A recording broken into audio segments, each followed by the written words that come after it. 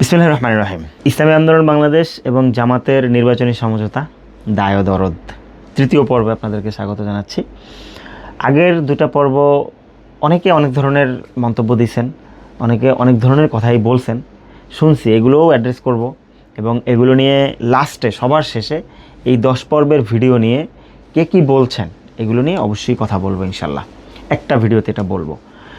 আজকে আমরা যে তৃতীয় পর্ব, এই তৃতীয় পর্বে বিগত পর্বের লিগেসি অনুসারে এই তৃতীয় পর্বে আমরা ইসলামী রাজনীতিতে ইসলাম পন্থাটাই মুখ্য হওয়া উচিত, ঈমান, ইসলাম, শরিয়া এটাই যে মুখ্য হওয়া উচিত, এই ব্যাপারটা নিয়ে কথা বলবো। কারণ ইসলামী আন্দোলন বাংলাদেশ তাদের যে অফিসিয়াল সংবাদ সম্মেলনে যেখান থেকে এই সমঝোতার বিষয়ে কথা বলছেন এবং যেখান থেকে ক্লিয়ার হয়েছে যে এই সমঝোতাটার মধ্যে ইসলামী আন্দোলন থাকতে পারতেছে না, ওই সংবাদ সম্মেলনে সমঝোতা থেকে বের হয়ে যাওয়ার পয়েন্টে ইসলামী আন্দোলন বাংলাদেশ জামাতের উপর একটা দায় বলি বা দরদে বলি, যেভাবেই হোক একটা কথা বলছে, সেটা হলো যে জামাত ইসলামী যেই মূল্যবোধগুলো আছে, গুরুত্বপূর্ণ যে মৌলিক পয়েন্টগুলো আছে, এই পয়েন্টগুলো থেকে অনেকটাই দূরে সরে গেছে বা তারা এই পয়েন্টগুলোকে ক্লিয়ার করছে না, এই কারণে আমরা এই সমঝোতায় থাকতেছি না। এবং এটা জামাতও অ্যাড্রেস করছে, এই পয়েন্টটাকে জামাত অ্যাড্রেস করে তারা হলো এই বক্তব্যটার আবার বিকল্প বক্তব্য তারা দিছে,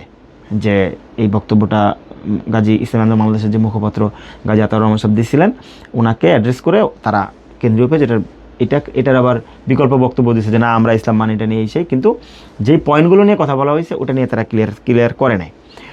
তো আমি এই আজকের ভিডিওতে ইসলামী আন্দোলন বাংলাদেশের এই রাজনীতির দায়টা নিয়ে কিছু কথা বলবো। আমি একটা ঘটনা থেকে শুরু করি আজকের ভিডিওটা। বাংলাদেশের খুবই গুরুত্বপূর্ণ একজন সংসদ সদস্য ছিল এক সময়, খুবই পাওয়ারফুল এবং প্রমিনেন্ট একটা দলের, বলে দেয় সেটা বিএনপির, কারণ আবার কেউ ভাববে হয়তো আওয়ামী লীগ, তখন বেদালে পড়ে যাবো। বিএনপির খুবই প্রমিনেন্ট একজন সংসদ সদস্য, উনি নির্বাচনে মনোনয়ন পায় নাই কোনো কারণে। তো আমার কাছে ওনার খুব কাছের কারো মাধ্যমে খবর আসছে যে উনি হাত পাখা প্রতীকে নির্বাচন করতে চায়, পীর সাহেব হুজুরের সাথে কথা বলতে চায়। এবং আমি আপনাকে দায় নিয়ে বলি, এই যেই লোকের মানে যিনি এই নির্বাচনটা করতে চাচ্ছেন, বাংলাদেশের কোনো জোট সমঝোতা কিছুই প্রয়োজন নাই। সে যদি ওই আসন থেকে হাত পাখায় দাঁড়ায়, তার জেতাটা 100% শিওর। এবং ইসলামী আন্দোলন বাংলাদেশের রাজনৈতিকভাবে তারা যেই প্রবল রকমের একটা ধাক্কা পাবে যে অমুক লোক ইসলামী আন্দোলনে যোগ দিচ্ছে বা হাত পাখায় নির্বাচন করতেছে, এইটার দাম পলিটিক্যালি কয়েক হাজার কোটি টাকা। এমন একজন লোক আমার কাছেই ফোন আসছিল। তো আমি তখন তাকে বললাম যে ভাই, এটা তো খুবই ভারী একটা বিষয়, আমার পক্ষে এটা নিয়ে কথা বলা সম্ভব না, আমি পীর সাহেব হুজুরকে জানাইতে পারবো, আমার হুজুরের সাথে যোগাযোগ আছে, হুজুর আমাকে স্নেহ করেন, আমি হুজুরকে জানাইতে পারবো বিষয়টা বড় জোর। ঠিক আছে, তুমি জানাও। আমি পীর সাহেব হুজুরের কাছে ফোন দিছি 5 মিনিটের মধ্যেই, কারণ আমার কাছে এটা খুবই এক্সাইটিং একটা বিষয় লাগছে। হুজুরের সাথে মানে ইসলামী আন্দোলন বাংলাদেশের যে আমির মুফতি সৈয়দ রেজাউল করিম পীর সাহেব হুজুর চরমনাই, হুজুরকে এই বিষয়টা বলার পর হুজুর মনে হয় 1 সেকেন্ডও ওয়েট করে না, ওইখানে সাক্ষী আছে, 2জন লোক ছিল, তাদের সামনে আমি কথা বলছিলাম এবং তারা বিশ্বস্ত লোক। তো ওনারাও অবাক হয়ে গেছে, ওনারাও খুব এক্সাইটেড ছিল যে না, এটা তো হুজুরের বললে হুজুর খুবই খুশি হবে যে আরে আসিফ, তুমি এত গুরুত্বপূর্ণ একজন লোকরে আমাদের দলে নিয়ে আসতেছো, তাকে মনোনমিনেশন দিলে তো ভালো। সবাই আমরা কিন্তু এভাবেই ব্যাপারটাকে চিন্তা করতেছিলাম। পিসা হুজুরের কাছে বিষয়টা বলার পর হুজুর আমার কথা শেষও হয় না, হওয়ার আগে হুজুর বলতেছিল আমাকে, আমি কোড আন কোড বলি, আমার এখনও এটা একদম কোড আন কোড মনে আছে, যে তোর কি ইমান আমল চলে গেছে সব। তা আমি একটু থতমত হয়ে গেলাম যে ইমান আমল কেন যাবে, বললাম বুঝি নাই। তোর কি মাথা মতো খারাপ হয়েছে? হ্যাঁ, যেই লোকটা কাজ করতেছে ওখানে, উনি অনেক টাকা খরচ করছে, উনি একটা আশা নিয়ে আসে, আর ওনার তো কোনো প্রবলেম নাই, উনি ভালো মানুষ, একজন আলেম মানুষ, এবং আমাদের সাথে কত ভালো ওনার আচরণ, এই মানুষটাকে বাদ দিয়ে তুই আইসিস এরকম একজন ফাসেক রাইনা দলে মনোনয়ন দিতে, যেখানে প্রয়োজন হয় বা কোনো কারণ থাকে সেটা বলা যায়, একজনের বাদ দিয়ে দেওয়ার কি প্রয়োজন আছে? এটা সে যেই হোক, যত বড় নেতাই হোক, সমস্যা কি? আমি ওই দিন অনেক শখ খাইছি। আমার ধারণা ছিল যে ইসলামী আন্দোলন বাংলাদেশ মনে হয় এই যে সংসদীয় রাজনীতি, তারপরে ক্ষমতার রাজনীতি, পাওয়ার পলিটিক্স, এগুলোর মধ্য দিয়ে গিয়ে তাদের যে আদর্শিক যে স্ট্রেংথ যেগুলো আছে বা স্ট্রং যে জায়গাগুলো আছে, এগুলোতে আসলে তারা থাকবে না। এটা আমার একটা ধারণা একসময় মনে হয়েছিল। কিন্তু ওই দিনের ঘটনার পর আমি বুঝে গেছি যে আসলে এখানে ইসলাম পন্থা, ইসলাম ওয়াদা বা এই যে মানে রাজনৈতিক স্বচ্ছতা, পরিচ্ছন্নতা, এর বাইরে এখানে কিছু থাকবে না। এই জন্য ইসলামী আন্দোলন বাংলাদেশ, আমি আপনাকে আরেকটা ঘটনা বলি, এটারও আমার কাছে সূত্র আছে, খুবই স্ট্রং সূত্র। ডাকসুতে যখন এই সাদিক কায়েম এবং ফরহাদ ভাইরা জিতলেন, ইসলামী আন্দোলন বাংলাদেশ খুবই খুশি এবং অফিসিয়াল বিবৃতি চলে গেল, বিবৃতি দিল যে এখানে ইসলাম পন্থার এটা খুবই ভালো একটা অর্জন হয়েছে, এই ধরনের একটা বিবৃতি। এবং আমাদের ইসলামাবাদের নায়েবে আমির মুফতি সৈয়দ ফয়জুল করিম সাহেব উনি নিজেও এটাকে অ্যাড্রেস করে বললেন যে এটা আমাদের ইসলামপন্থীদের জন্য এক ধরনের একটা বিজয়। তো এরপরেও ওই যে সাদিক কায়েম এবং ফরহাদরা বিভিন্ন ধরনের ভিডিও টিডিও ছবি টবি ছাড়তো, মেয়েটে একদম খুবই এটে। তো পিসা হুজুর চরমনাই জামাতের নায়েবে আমির আবু তাহের সাহেবকে স্পষ্টভাবে হাত ধরে বলছিলেন যে তাহের ভাই এগুলো কী করে, এগুলো করলে তো আপনাদের সাথে, হুজুর খুবই মানে খোলামেলা কথা বলে, হুজুর বলছিলেন যে তাহের ভাই এগুলো করলে তো আপনাদের সাথে আমরা থাকতে পারবো না, ব্যস্ত লেগে যাবে, এগুলো করেন কেন, এগুলি বন্ধ করেন। সে আবার ওই দিন বলছিল যে হুজুর এগুলি আমরা সতর্ক থাকবো। মানে এটা তো দেখেন পর্দা, এটা ইসলামের মৌলিক একটা বিধান। আমি নিজে কিন্তু ব্যক্তিগতভাবে মানে পর্দা পালন করতে পারি না বিভিন্ন কারণে, আমার লাইফস্টাইল বা আমি যেই কাজগুলো করি এবং বিভিন্ন কারণে। এই কারণে কিন্তু আমি কোনো ধরনের মানে যেই জায়গাগুলো, যেই বিষয়গুলো ইসলামের গুরুত্বপূর্ণ শেয়ার এবং গুরুত্বপূর্ণ জায়গাগুলো আছে, এখানে কিন্তু আমি দায়িত্বশীল জায়গা থেকে ভূমিকা রাখি না। এবং অনেকগুলো কারণে, এটা আমার ব্যক্তিগত একটা, আমি আমার থিওরিতে চলি বিদায় আমি এটা করি। তো পর্দা ইসলামের একটা মৌলিক বিধান। আপনি চরমনাই পীর সাহেবকে বা ইসলামী আন্দোলন বাংলাদেশের আমিরকে কোনো দিন আজ পর্যন্ত কেউ দেখাইতে পারবেন না যে উনি কোনো রাজনৈতিক কোনো প্রোগ্রামে বা কোথাও যেখানে পর্দা বিধান লঙ্ঘন হবে সেখানে গেছে। কারণ কি, এই বিষয়গুলো ওনারা মৌলিকভাবে পালন করে।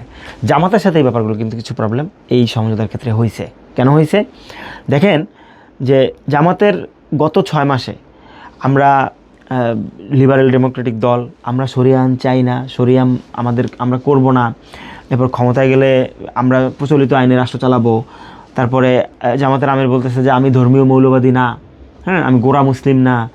এরপরে আবার ধরেন আরও অনেক ধরনের বক্তব্য আছে। লাস্ট রিসেন্টলি যেই বক্তব্যটা আসছে যে মানে এই যে খ্রিস্টান সম্প্রদায়ের একজন বলতেছিল যে জামাতের আমির বলছে আমরা শরিয়া পালন করব না, শরিয়া আইন করব না। এই যে ব্যাপারগুলো, এগুলো কিন্তু ইসলামী আন্দোলনকে হার্ট করছে এবং এটা দীর্ঘ সময় ধরে চলে আসতেছে। এবং কেউ যদি মনে করেন যে এখন সমঝোতা থেকে বেরোয়ছে এই জন্য বলতেছে না, আপনি এগুলো যদি আপনি এগুলো যদি পয়েন্ট টু পয়েন্ট বের করতে চান, তাহলে দেখবেন যে ইন্টারনালি ইসলামী আন্দোলন বাংলাদেশের আমির এগুলোর ব্যাপারে জামাতকে বারবার বলছে। কেন বলছে? কারণ ইসলাম এটাকে ধারণ করে, লালন করে এবং এটা ধারণ করেই তারা রাজনীতি করতে চায়। তো এখন জামাতের সাথে কিন্তু এই ধর্মীয় ব্যাপারগুলো নিয়েও অবিশ্বাসটা তৈরি হয়েছে। কারণ জামাত রাজনৈতিক জায়গা থেকে গত এই 1 বছর আমরা খুবই মুক্ত স্বাধীন দল, এগুলা বোঝানোর জন্য এমন কোনো পথপন্থা নাই যা তারা করে না। এটা কেন করতে হবে? আপনি যদি বিএনপির বক্তব্য পান 5টা যে আমরা লিবারেল দল, আমরা মৌলবাদী না, আপনি জামাতের এটা পাবেন 10টা, খুঁজলেই পাবেন। আমি আজকে ওই ভিডিওটা করার আগেও একটা মানে ছোটো ভিডিও ক্লিপ দেখছি, জামাতের এক নেতা গিয়ে হিন্দুদের মধ্যে বলতেছে যে এখন হবে হরে কৃষ্ণ হরে বল, হরে কৃষ্ণ হরে বল, দাঁড়ি বল, কী জানি একটা মানে বলতেছিল আর কি এই ব্যাপারগুলো। এবং আরও যেই পয়েন্টগুলো আছে যে হিন্দু প্রার্থী দেওয়া, দেখেন হিন্দু প্রার্থী দেওয়া এটা রাষ্ট্রীয়ভাবে কোনো ভুল কিছু না, কিন্তু আপনি মানুষের কাছে যাবেন এই কথা বলে যে এটা একটা ইসলাম প্রশ্নে বা ইসলামপন্থীদের 1 বক্স পলিসি, 1 বক্স, এটা কিন্তু পারস্পরিকভাবে খুবই সবিরোধী একটা কথা। এই ধরনের আরও অনেকগুলো পয়েন্ট কিন্তু আসছে, যেটা পীর সাহেব হুজুর চরমনাই এবং ইসলাম আন্দোলন বাংলাদেশের যারা কোরভাবে রাজনীতিটাকে ধারণ করে তাদের জন্য এটা খুবই ডিস্টার্ব হয়েছে, যেটাও একটা কারণ ছিল এই সমঝোতার রশিটা ছিঁড়ে যাওয়ার। এবং কেউ যদি মনে করে যে আমরা ইসলাম পন্থাটাকে পরিপূর্ণভাবে মানব না, মডারেট ইসলামটাকে মানব, মেনে আমরা রাষ্ট্র গঠন করব, সেটা তার নিজস্ব দৃষ্টিভঙ্গি হইতে পারে, হ্যাঁ, কিন্তু ইসলামী আন্দোলন বাংলাদেশের ক্ষেত্রে এই ব্যাপারটা মানা কঠিন আমার কাছে, যেটা এই দলকে দেখে মনে হয়েছে। কিন্তু দলের একদম কোর জায়গা থেকে, ধরেন আপনি জামাতের আমিরের ভিডিও, উনি বলতেছে এই ছেলেরা সবাই সরো, মেয়েরা আসো, আমরা সবাই বৈষম্য দূর করবো, ছবি তুলে মেয়েদের সাথে, মানে এটার তো কোনো ধরনের কোনো প্রয়োজনীয়তা ইসলামে নাই আলটিমেটলি। আপনি এটা কেন করতে হবে?